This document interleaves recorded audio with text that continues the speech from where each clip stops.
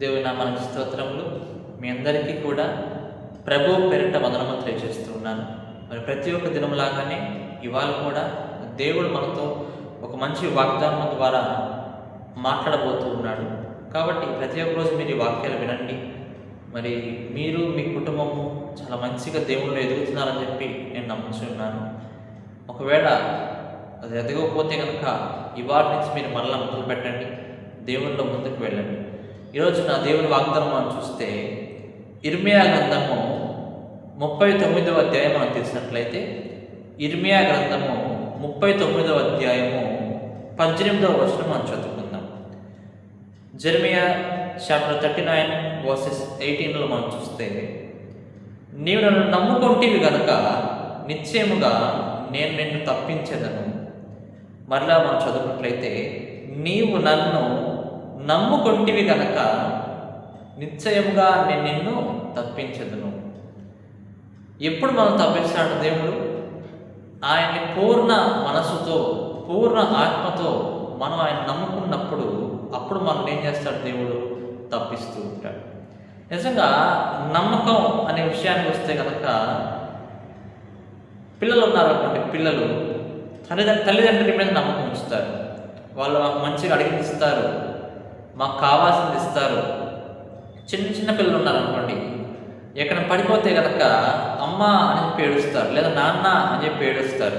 ఎందుకు ఏడుస్తారు? తల్లిదండ్రుల మీద నమ్మకం, వాళ్ళు మమ్మల్ని కాపాడుతారు అనేటువంటి నమ్మకం. ఈ రోజున దేవుని మీద నీకు ఆ నమ్మకం ఉన్నదా? దేవుడిని ఎటువంటి సమస్యల నుంచి తప్పించగల సమర్థుడు అని నీకు ఆ నమ్మకం ఉన్నదా? దేవుడు ఎటువంటి రోగాలైనా సరే ఆయన తీసివేయగలడు, ఎటువంటి అప్పులు కానీ శోధనలు కానీ నీ కుటుంబం నుంచి ఆయన తీసివేయగలడు అని నీకు నమ్మకం ఉన్నదా? నిజంగా దేవుడు అంటే నీవు నన్ను నమ్ముకుంటే కనుక నిశ్చయంగా నేను తప్పిస్తాను అంటున్నాడు. మనుషులు చెప్పే మాటలు మనం నమ్మకూడదు. చాలామంది ప్రార్థన చేయకుండా మనుషుల దగ్గరికి వెళ్ళి సలహా అడుగుతారు. వాళ్ళు చెప్పారనుకోండి, ఈ దేవుడు చెప్పిందే అని తీసుకుంటారు. కాదండి, ప్రార్థన ద్వారా ప్రార్థన చేసిన తర్వాత నీకు ఎవరైతే కనుక దేవుడు పంపిస్తాడో వాళ్ళు నీకు సలహా చెప్తారు. దాని ప్రకారం నడుచుకో. దేవుడు చెప్పినటువంటి మాట వినాలి, దేవుడు చెప్పిన మార్గంలో నడవాలి. దేవుడు ఏదైతే చేయమని చెప్పాడో అది నువ్వు చేయాలి. మానవులు చెప్పింది మనం చేసామనుకోండి, మానవులు నమ్ముకొని మనం చేసామనుకోండి, వాళ్ళ మనసులో ఉండేది నీకు తెలుసా? కొంతమంది వాళ్ళ మనసులో పగ ద్వేషం ఉంచుకొని నీకు తప్పుడు ఆలోచన చెప్తూ ఉంటారు, తప్పుగా చెప్తూ ఉంటారు. నువ్వేమనుకుంటావో మంచి ఆలోచన అని చెప్పి నమ్ముకొని వెళ్తావు. వెళ్ళిన తర్వాత అక్కడ శోధనలు ఎదురవుతూ ఉంటాయి, అంత చెడు జరుగుతూ ఉంటుంది. ఎందుకు? నువ్వు వాళ్ళ మాట విన్నావు. దేవుడు చెప్పే ఆలోచనలో ఎప్పుడు కూడా చెడు ఉండదు. ఆయన చెప్పేదంతా నీ కోసమే, నీ మంచి కోసమే. నేను ఆ సమస్య నుంచి విడిపించాలి, తప్పించాలి అటువంటి ఆలోచనతో చెప్తాడు. కానీ మన దేవుడు ఎప్పుడు కూడా మోసపుచ్చేవాడు కాదు. మోసపోతే మనం మోసపోతాం, కానీ దేవుడు మాత్రం ఎప్పుడు మోసం చేసేవాడు కాదు. ఆయన బిడ్డలు ప్రేమిస్తాడు, ఆయన బిడ్డల కోసము రక్తం చిందిస్తాడు దేవుడు. అంత గొప్పవాడు.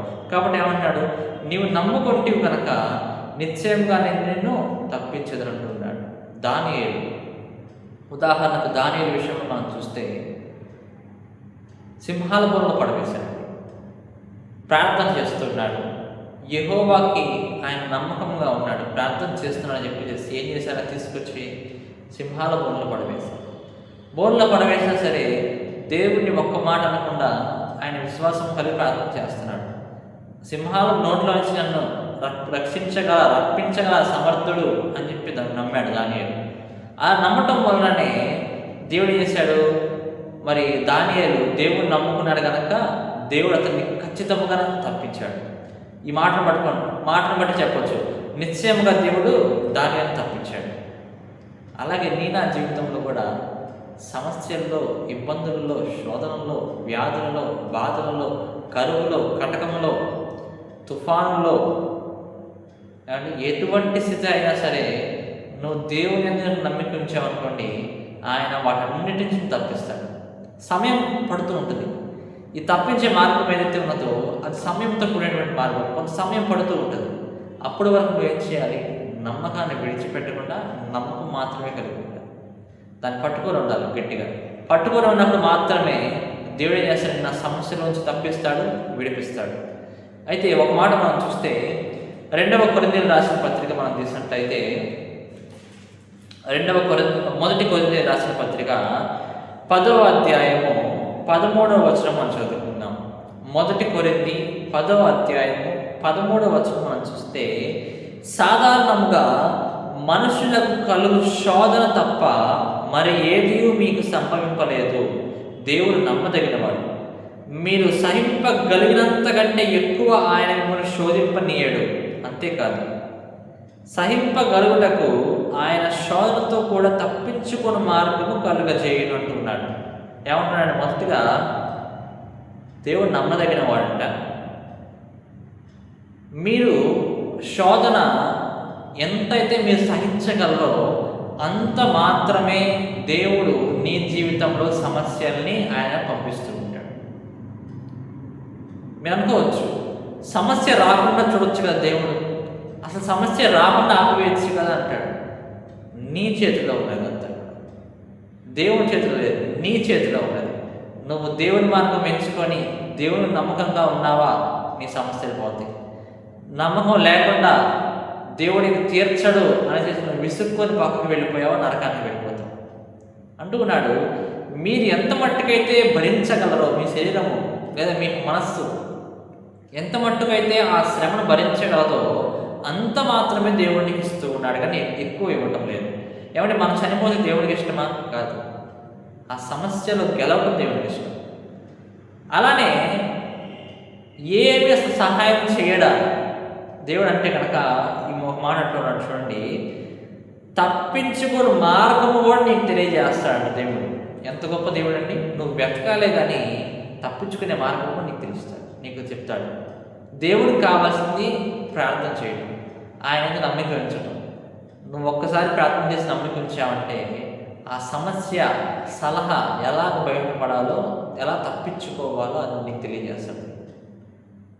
దేవుడు ఏమంతా క్రూరుడు కాదు, అంటే కోపం కలిగిన వాడు కాదు, ప్రేమపూర్ణుడు, దయ కలిగిన వాడు. కానీ నీ దగ్గర నుంచి రావాల్సింది రావాలి దేవుడికి.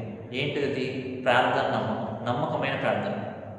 అది వస్తే కనుక దేవుడు తప్పించుకోవడానికి, ఆ సమస్యలను తప్పించుకోవడానికి నీకు మార్గము తెలియపరుస్తూ ఉంటాడు. ఏమండి, నువ్వు కనుక దేవుడి మీద నమ్మిక ఉంచితే ఆయన తప్పిస్తాడు. ప్రియ దేవుని బిడ్డలారా, ఈ ఉదయకాల సమయంలో అంటూ ఉన్నాడు, సమస్య, ఇబ్బంది, శోధన ఎటువంటి వచ్చినా సరే నమ్మకమైన ప్రార్థన మీరు చేయండి. ఆ తప్పించుకునే మార్గాన్ని కూడా దేవుడిని తెలియపరుస్తారు. దేవుడు నమ్మదగిన వాడు అని చెప్పి దేవుడి యొక్క వాగ్దానం సెలవిస్తున్నది. దేవుడి యొక్క వాగ్దానం దీవించి ఆశీర్వదించును గాక. ఆమేన్.